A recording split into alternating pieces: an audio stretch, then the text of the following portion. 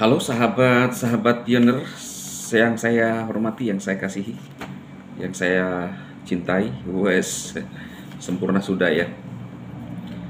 Senang kembali bertemu dengan rekan-rekan saya semuanya dan juga para penyanyi yang juga saya ya yang saya lanjutkan aja lah para pioner.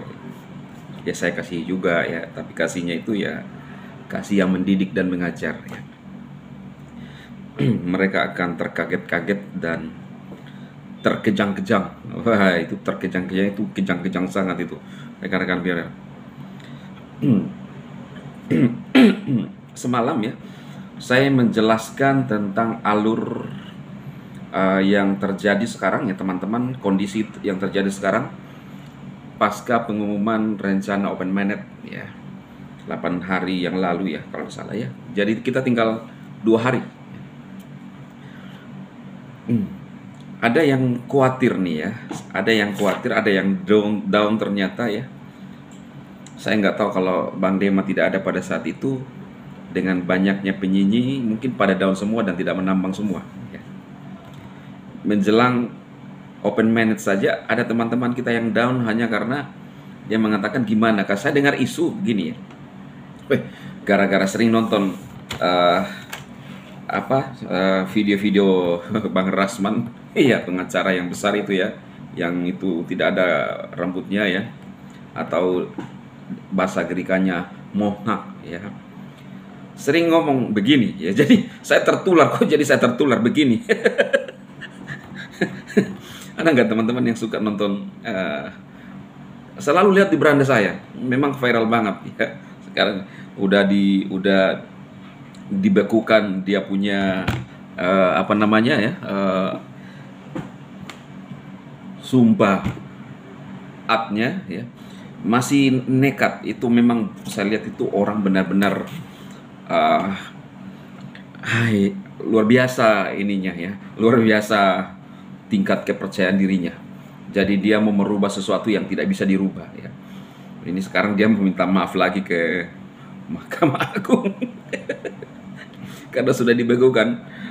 Kata Farhad ya hampir sama juga model-modelnya. Kamu beracara aja di kulkas katanya karena sudah dibekukan ya kan. Seru juga. Gini-gini Bang Dema masih lihat berita-berita itu teman-teman. Jadi gara-gara kalimat-kalimatnya itu begini ya. Jadi saya terbawa-bawa ya. Tapi nggak apa-apa lah ya. Harusnya si Ubanan berani ngomong ke yang tidak ada rambutnya itu. Cocoknya dia yang muka berangkas ya kan, teriak-teriak melulu gitu loh ya, di mana-mana teriak-teriak ya. Itu yang saya lihat teman-teman. Kalau teman-teman lihatnya berbeda ya mungkin itu terserah. Nah tapi teman-teman, kemarin saya sudah menjelaskan nih, kalau masih sempat di ujung video ini juga saya akan memperlihatkan kepada teman-teman bagaimana seorang Kosasih yang membuat saya semakin bertanya-tanya ya. Walaupun selama ini sepak terjang dia dari GitHub, apa yang dilakukan di GitHub itu memberikan keyakinan bagi saya 90%. Yang tadinya kan saya nggak percaya.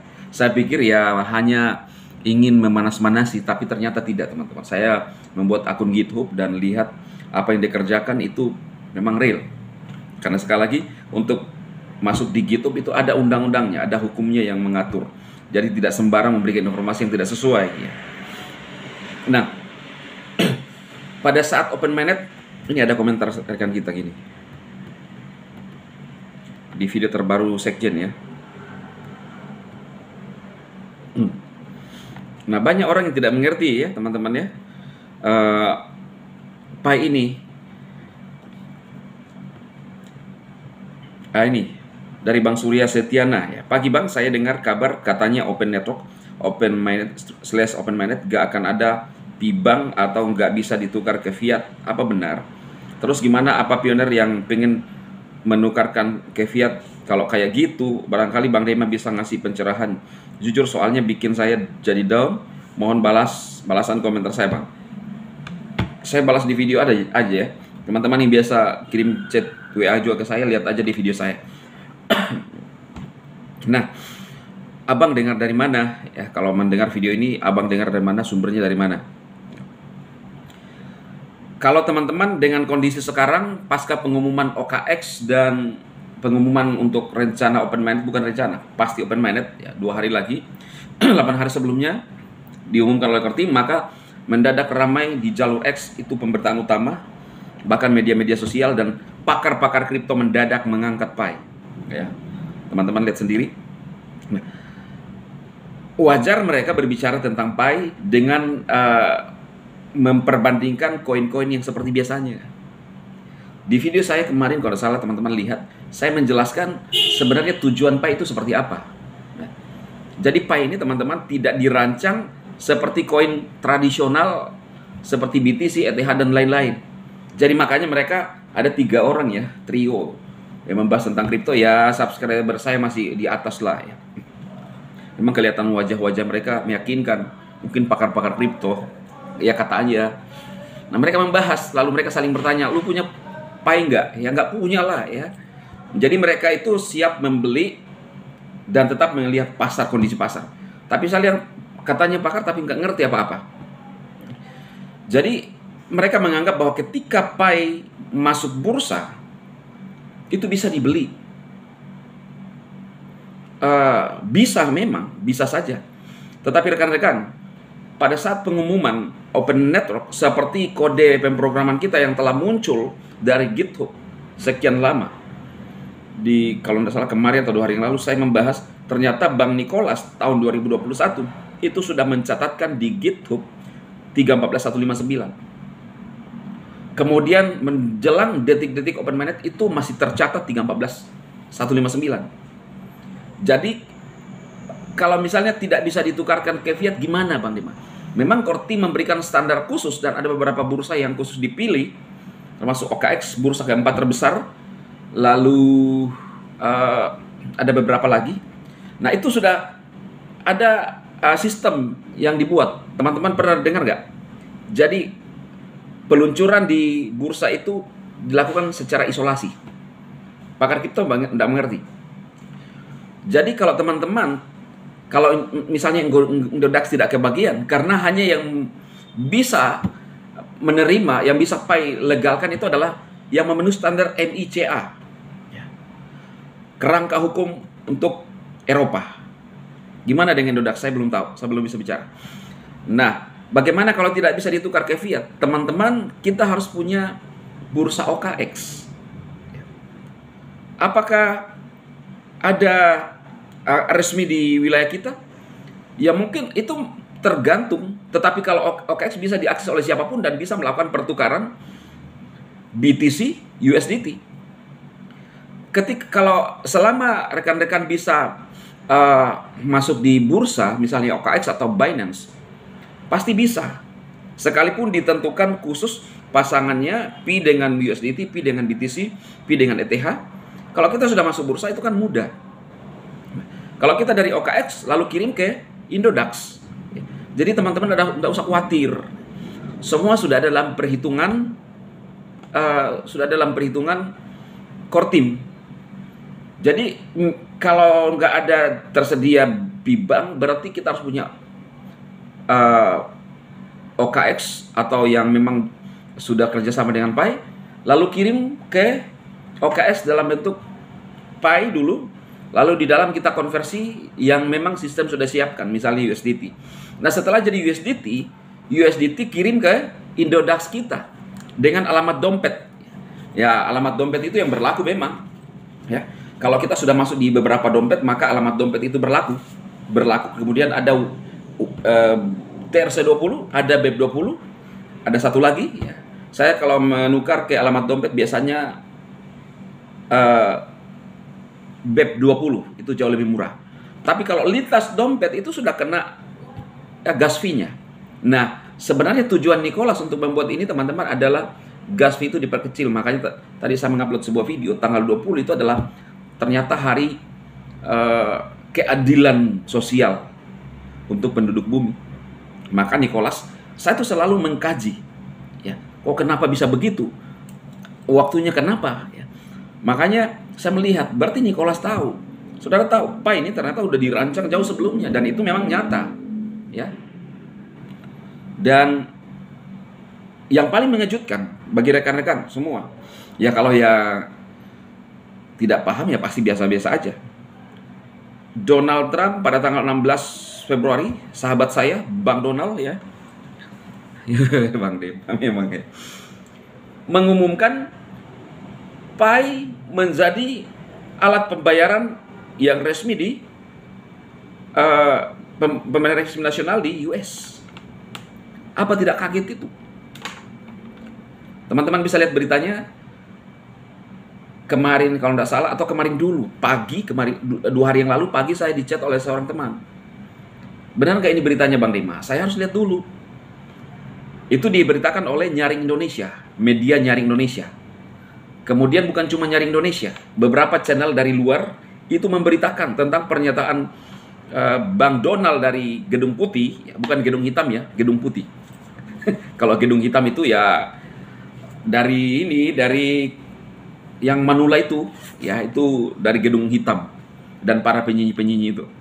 Nah, mereka mengeluarkan pernyataan dari Gedung Hitam. Nah, kalau Pak Donald itu Gedung Putih, siapa yang yang Manula itu? Yaitu yang Manula yang pernah saya perlihatkan videonya yang saya bahas beberapa saat yang lalu. Yang sepertinya umurnya 69 tapi kelihatan 89. Ya, saking tuanya itu terlihat. Itu yang suka nyanyi-nyanyi kita dulu kan, zaman-zaman awal ya. Nah, pernyataan Bang Donald itu tanggal 20. Jadi lihat aja bagaimana cara untuk mendeteksinya. Lihat di aplikasi Play Store.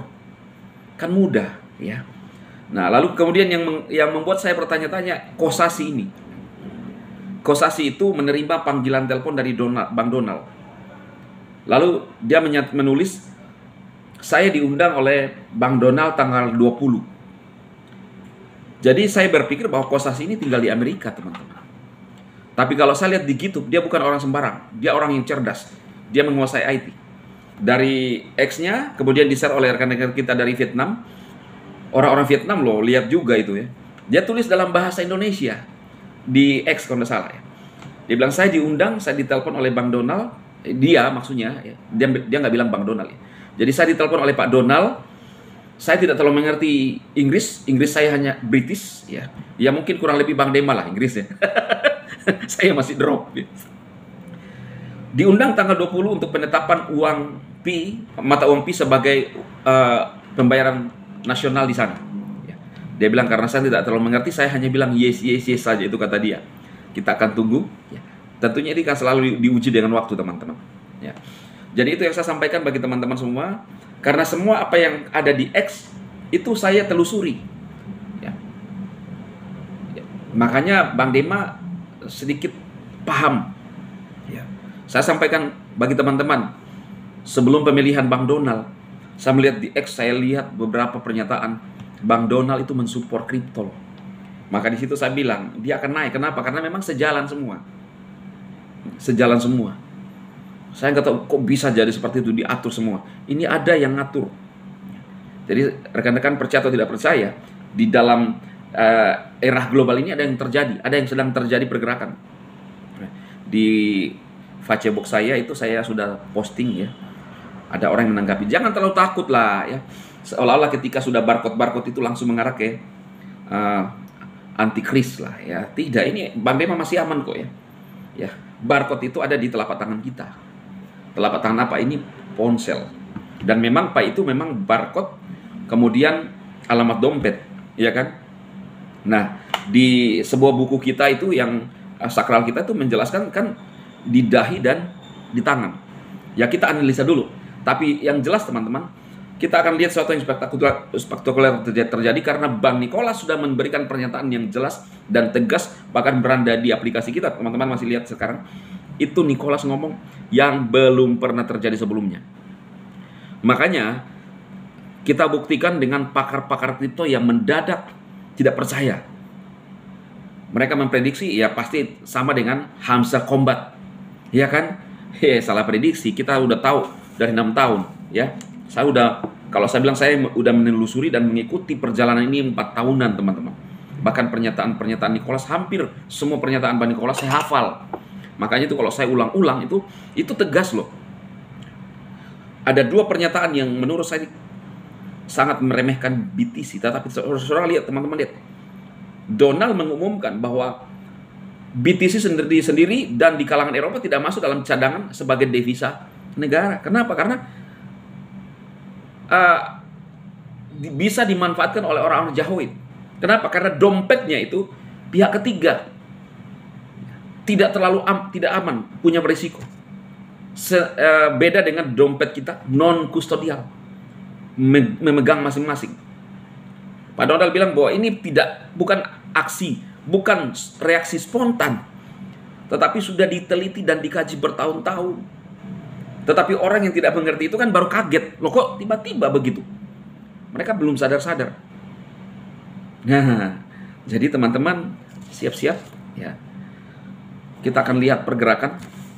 Dan yang saya tunggu ini, Bang Kosasi ini akan menghadiri, karena itu real loh. Itu ada panggilannya Pak Donald yang dia share. Itu kan keren.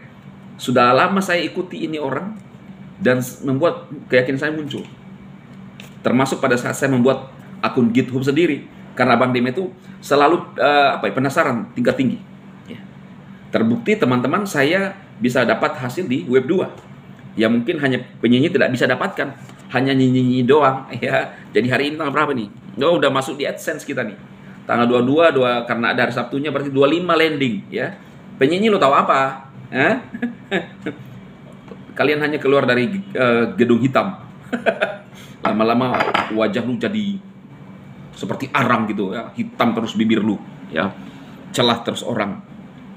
Walaupun terkesan mereka jadi kelihatan pakar-pakar, tapi nggak usah ngomong tentang pai lah ya. Lu nggak tahu tentang pai ya. Kalau lu mau ngomong tentang pai, lu belajar dengan saya aja. Open mainnet 2 hari lagi. Untung-untung kalau lu bisa beli pai 1 pai aja ya.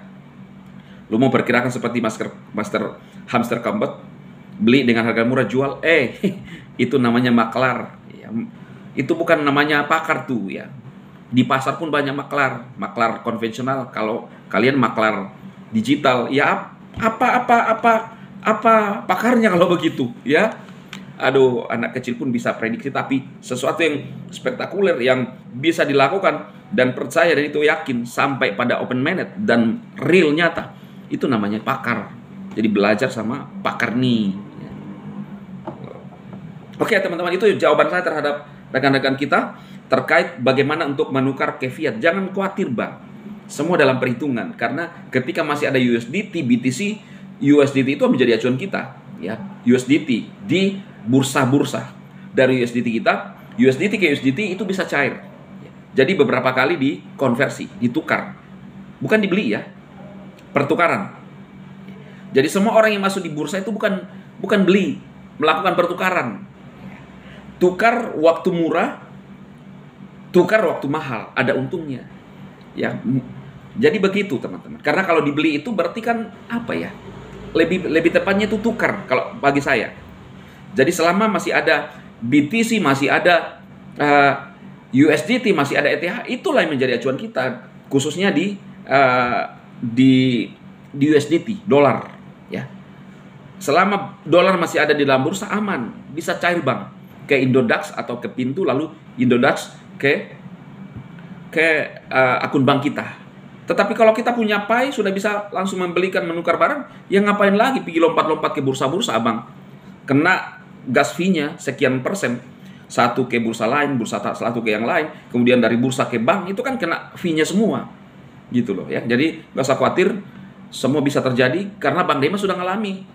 Dari yang tadinya nambang di udara, dikonversi ke USDT, USDT ke Indodax, Indodax ke rupiah.